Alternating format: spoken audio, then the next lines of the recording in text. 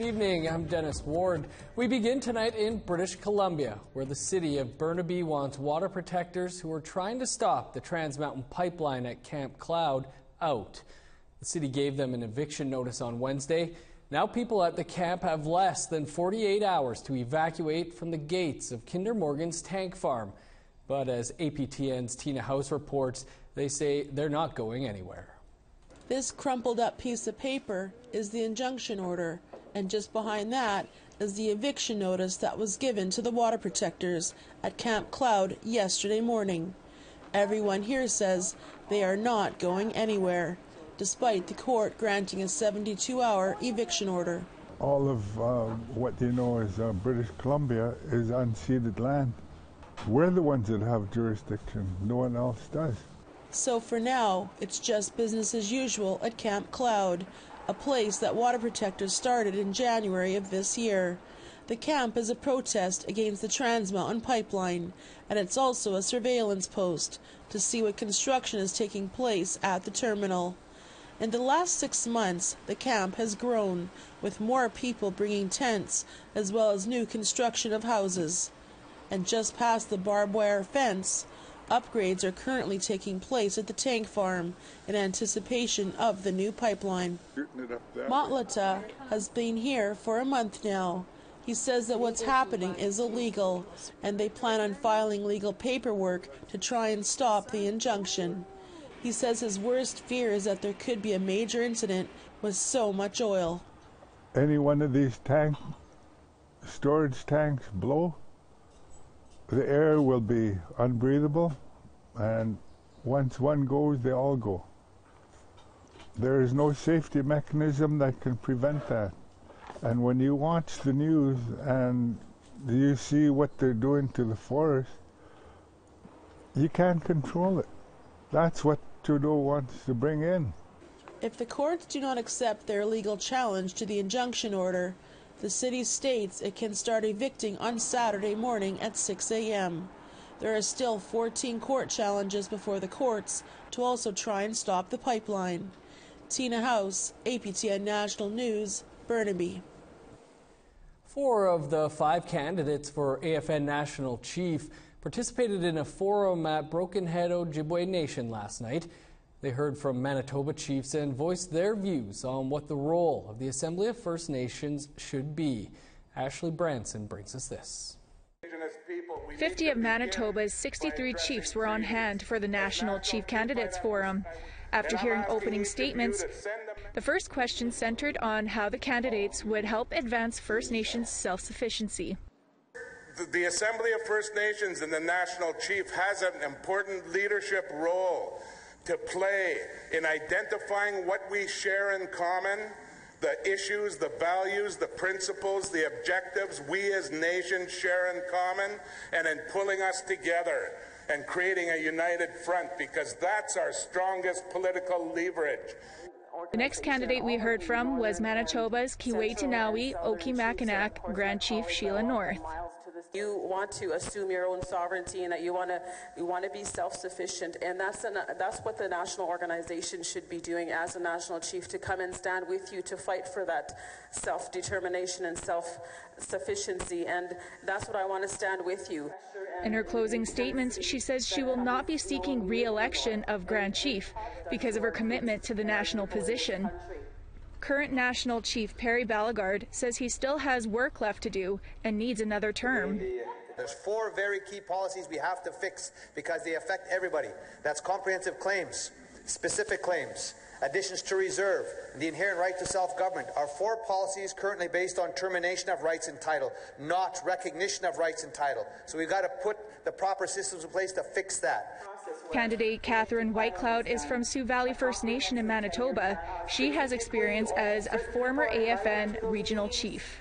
When it comes to governance, it is your right to determine how you want to govern your people, because you already have those laws in your language and you already have those understandings within your traditional knowledge that your elders and your knowledge holders hold. And those are the forms of governance that you need to be talking about. Chiefs from across Canada will gather in Vancouver next week to cast their vote for National Chief. Ashley Branson, APTN National News, Brokenhead. As you may have noticed, candidate Russ Diabo did not attend the debate in Manitoba. He was in BC to show his support for the tiny houses occupation in Secwepemc territory. APTN's Justin Brake caught up with him Wednesday night. So Russ, why have you decided to come up here to BC this evening to see the Tiny House Warriors? Well, if you look at my platform is first about protecting Mother Earth, the lands, the waters, the environment, the climate, and what the Tiny House Warriors are doing. I'm also opposed to the Kinder Morgan pipeline, as well as the expansion of the tar sands. So I support what the Tiny House Warriors are doing, and bringing attention to the need to stop this project and make sure it's never built. And I support that. That's why I'm here. And there's also in your platform, and it's a battle that you've been fighting for years alongside people like Arthur Manuel, father of Canahoose Manuel, who's here involved with the Tiny House Warriors. The larger issue of Aboriginal title and jurisdiction and inherent rights. How does this movement, the Tiny House Warriors movement, relate to that broader issue for you? Well, it's directly connected because you know, the proposed pipeline expansion crosses many water bodies within the Secwepemc territory. They've never ceded or surrendered their land. It is Aboriginal title territory, and you know, the people who hold that title are the community people themselves. You know, the families and the communities that make up the nation, and that's an issue that the Supreme Court has ruled on in the Chilcotin case. You know, that Aboriginal title exists. It's something that their policies haven't changed. You know, their comprehensive claims policy has been in place since 1973. Pierre Elliott Trudeau introduced that policy then to extinguish Aboriginal title. And despite the Chilcotin decision and other Supreme Court of Canada rulings like Delgamuuk, they're still maintaining the extinguishment approach under this modern treaty process. And this effort by the Tiny House is a good way to, you know, bring attention as well to the fact that the Prime Minister is ignoring their Aboriginal title and pushing this project through. So what role does the AFN have to play in situations like this where Indigenous people are carrying out land defense actions on the ground to protect their land and their water and their rights? Well, you know, it's largely in the past has depended on the principles and the stand of a national chief. You know, I can think of previous national chiefs that have supported land defenders on occasion, and I think that's something that should be done by a national chief. For myself, I've said I will support land defenders and water protectors on stopping projects like this, and it's something that I think is part of the advocacy role of a national chief. It's not just to, if we want to see our land rights and our self-determination strengthened, then we need our national organization supporting that on the ground. Okay, thanks very much. That's Russ Diabo. I'm Justin Brake for APTN National News. Back to you, Winnipeg. Of course, as always, we'd want to hear what you have to say. Here's how to continue the conversation. Send your emails to news@aptn.ca. Find us online at aptnnews.ca and also on YouTube at youtube.com/aptnnews. Also, you can follow us on Facebook, Twitter, and Instagram for more Indigenous news. First Nation leaders in Manitoba voted today for the provincial AFN Regional Chief. It took 2 rounds of voting, but in the end, incumbent Kevin Hart was re-elected. Hart will represent Manitoba at the AFN for the next 3 years. He spoke of the passion and desire he has to fight for the region, one that has some of the worst living conditions in the country. You know, you're trying to find every mean and reason to stretch every dollar that comes into your community to meet the needs of your people. And sometimes simply it's just not enough. You know, those pains and struggles that you go through, Chiefs, all of us go through too as well. You know, I'm here to say I'm going to stand with you and fight for you. It's the second day of the Premier's meeting in Atlantic Canada. Discussions they're having will shape the future across the country, but without consultation or advice from Indigenous leaders. APTN's Angel Moore is at the meeting in New Brunswick. The premiers are here making deals and forming allies over the course of 3 days. I asked Premier Brian Gallant if the format of these meetings should be changed to include Indigenous leaders at the table as equals and not as organizations. Here's what he had to say.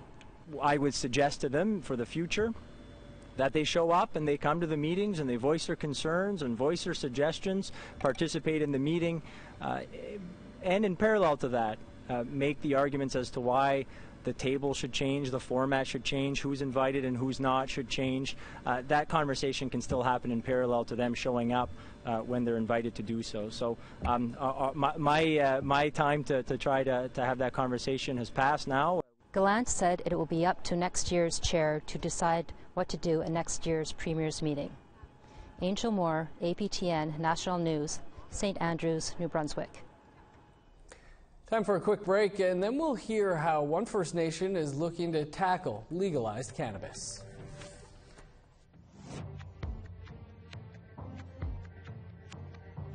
Friday's weather forecast starting on the East Coast, 28 in Charlottetown and Halifax, 19 in Kuujjuaq, 11 under the sun in Nain. In Quebec, 31 in Montreal, Val-d'Or and Saguenay. To southern Ontario, 28 in Sarnia, Windsor and London. In the northern part of the province, 30 for Kapuskasing and Timmins. Over to northern Manitoba, 15 in Churchill, 20 in Puckatawagan. 26 in Winnipeg, Brandon and Dauphin. In Saskatchewan, 28 in Saskatoon and North Battleford, 29 in Regina. 23 in Buffalo Narrows, Stony Rapids, and Uranium City.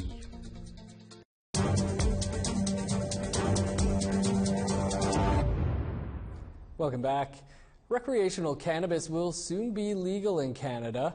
Although the legislation is still being sorted out across the provinces, some First Nations in Ontario are trying to get ahead of the game, while others are holding off. APTN's Annette Francis visited Nipissing First Nation to hear how that community is planning to deal with legalization. Cannabis dispensaries are already popping up on some First Nations in Ontario, but you won't see shops like this for a while in Nipissing. We're not going to support any sale or distribution of cannabis within our community. Chief Scott McLeod says there's a lot of support in the community for the decision to put a moratorium in place. We haven't done any broad consultation as far as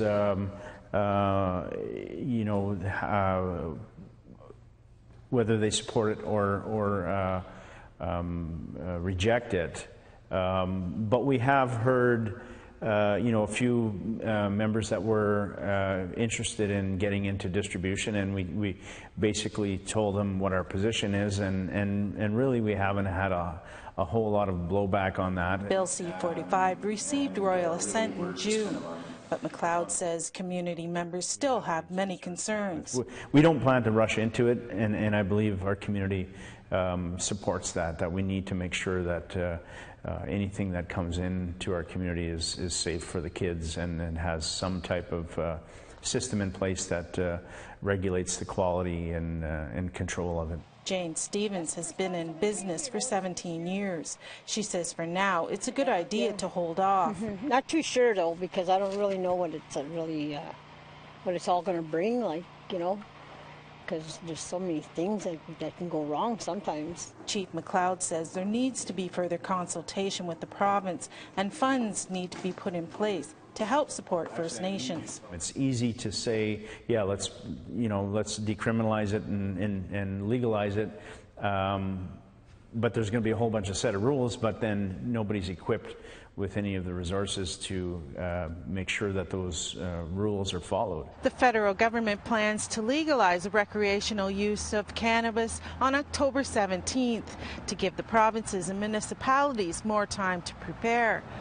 As for the Nipissing First Nation, there are no future plans to remove their moratorium. Annette Francis, APTN National News, Nipissing First Nation. Every second year at the Attica Cultural Festival in Whitehorse, Indigenous fashion designers have a chance to showcase their creations on the runway. Shirley McLean reports up-and-coming designers have found a platform. On the runway is not your average haute couture fashion. Each piece has been designed by a northern designer and showcases designs from their Indigenous identity. I think with a lot of our contemporary and also traditional designers, they're wanting to learn their ancestors' ways of doing art. Show director and lover of high fashion, Chantal Rondeau has brought a collection of northern designers to be showcased at this year's Attica Art Festival's fashion show. This piece is Janine Najutli, who is Vantek Gwichin from Old Crow. Her pieces are absolutely amazing. This anorak is made out of tarp, a material used by hunters and families to wrap meat while hunting or on the land camping. Nobody would think to put a design on this material, and here comes Janine Najutli, and she just does these amazing things that, you know, are one-of-a-kind pieces that nobody else is doing. The show is called Dazashan, meaning from our hearts in southern Shoshone. The designers say their traditional and contemporary clothing comes from the inspiration of their ancestors and their survival in the north, but also the struggle that many people have faced. This piece is also from Darcy Moses, and it's absolutely stunning, and I think really it speaks for itself. It's a young girl. She has a piece of fabric over her mouth. She has tears in her eyes, a cross, and she's standing on a feather. The finale is actually this one, where she directly states, no apologies necessary. Yukon casket designer Shosho Esquires' latest collection takes on more of a political message. It's a direct message to the Catholic Church and Pope Francis, kind of a rebuttal to his denying us an apology for residential school. The collection featured a jacket with an upside-down photo of Pope Francis on the back. The upside-down picture of the Pope, just kind of like flags. When a flag's upside down, it's a sign of distress.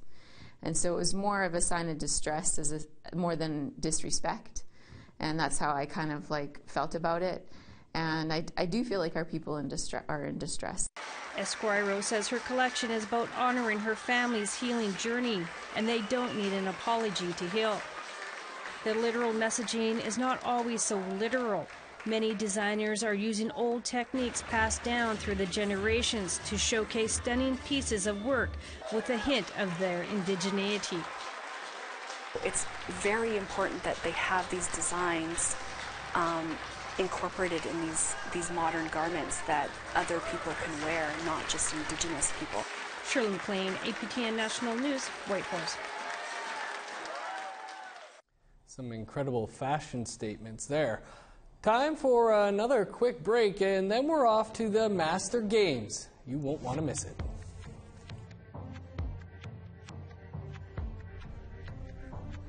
Here's a look at the rest of Friday's weather forecast, picking back up in northern Alberta. 25 in Fort McMurray, 17 in Grand Prairie.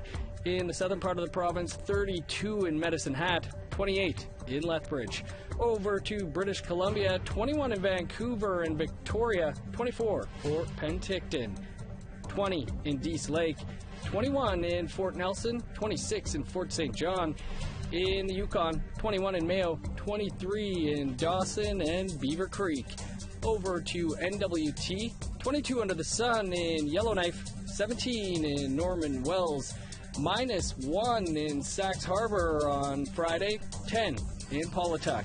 In Nunavut, 17 in Chesterfield, 18 in Baker Lake, 14 in Repulse Bay. 6 in Clyde River, +3 in Resolute.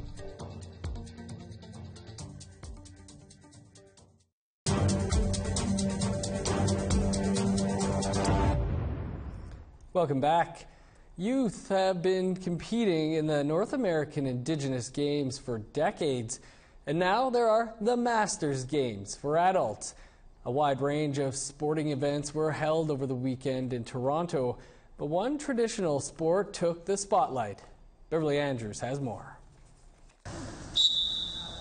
You may be used to seeing contemporary sports, like volleyball, at large competitions. But the Masters Indigenous Games provided an opportunity for people to learn about traditional sport. There are all kinds of activities taking place that are interactive, sport, traditional, and they just really help a person to have a moment to engage with us, body, mind, spirit, in a holistic fashion, but it's so much fun. Amy Desjardins has been practicing Ogichita for 7 years. She wants to share the sport with others. Ogichita is Plains Cree martial art. It's evolved from Plains Cree fighting style. And the main weapons that we use are Mokimon, Notini Mystic, which is the gun stock, and the tomahawk, and the lance. Although the blades are sharp, if used correctly, they are safe for most people to try. But you won't likely see Ogichita competitions in the future. We don't compete because this is not an art that you're competing for the best against each other. It's evolved out of warfare, and we don't necessarily want to go to war. We just want to be the best and healthiest that we can. Wellness warrior Kim Wheatley worked to engage the community and have Indigenous traditions in the Games. It's so important to have traditional sports because it connects us to our ancestors and enables us to carry the seeds for the future, but also to honor our relationship to all of the world. The Games not only brought hundreds of athletes together to compete, but showcased and celebrated Indigenous culture from around the world. Beverly Andrews, APTN National News, Toronto. I was going to say, I was waiting for Beverly to take part, and there she was in the final scene. That's your APTN National News for this Thursday. For more, visit our website, aptnnews.ca. Stick around for APTN Investigates. That's next. And we leave you tonight with more highlights from the Masters Games, maybe more from Bev herself. I'm Dennis Ward. Have a great night.